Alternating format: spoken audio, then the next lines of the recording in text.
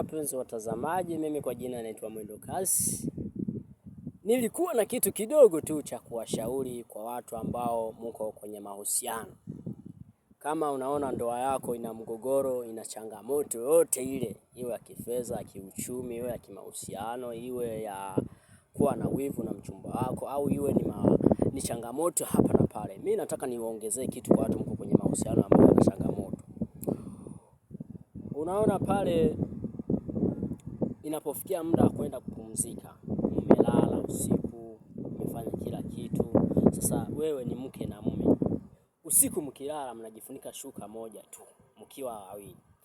Sasa inapofikia kwenye wakati wa kufanya wajibu wa mwanaume na mwanamke katika sehemu ya kufurahishana, mimi napenda niwaambie jambo moja tu. Kama unazima taa usiku unapokuwa kwenye harakati zako za kufanya tendo la ndoa, na kushauri usizime taa tena.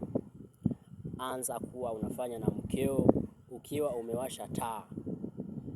Nakupa wiki 2, furaha yenu itarudi na ndoa yenu itakuwa ya amani, na mtakuwa mmezoeana na mmejuana na mnaonana kila siku. Basi hata kile mnachokifanya mkiwa wawili, kwenye mwanga tu hivi taa inawaka, basi kila mmoja atamwona mwenzie kama, wewe utajiona wewe mjinga kwa yule ambao uko naye unashirikiana nao hilo jambo. Kwa hiyo utajikuta mmeungana tena kimahusiano, mmekuwa kama wajinga wote, lakini sio kuwa wajinga.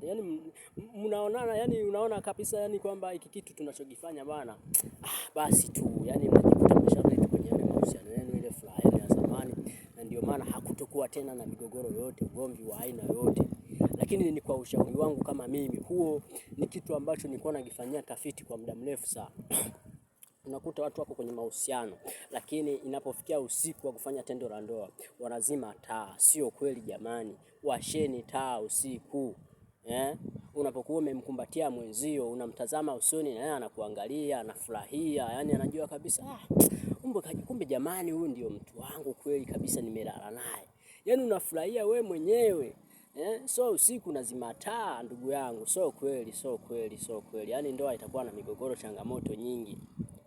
Hayo maisha mimi najua yapo kijijini. Kijijini hakuna taa, hakuna umeme, lakini wazee wetu wa zamani kwa wanajitahidi, wanawasha hata kibatari kuanzia saa 2 za usiku mpaka saa 1 asubuhi ndo anazima kibatari. Lakini mjini huku mtu anaweka umeme, na bado umeme usiku akilala lazima taa.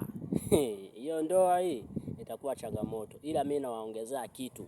Usiku mkilala msizime taa kwa watu ambao mko kwenye mahusiano yenu. Kama mnalala bila nguo, kama mnalala na nguo, basi kila mmoja kizinduka usiku anajikuta amelala na mwenzio na hana nguo, basi utampenda mwenzio tu na kutakuwa na furaha kwenye ndoa yenu. Mimi nawashauri fanyeni hivyo jamani.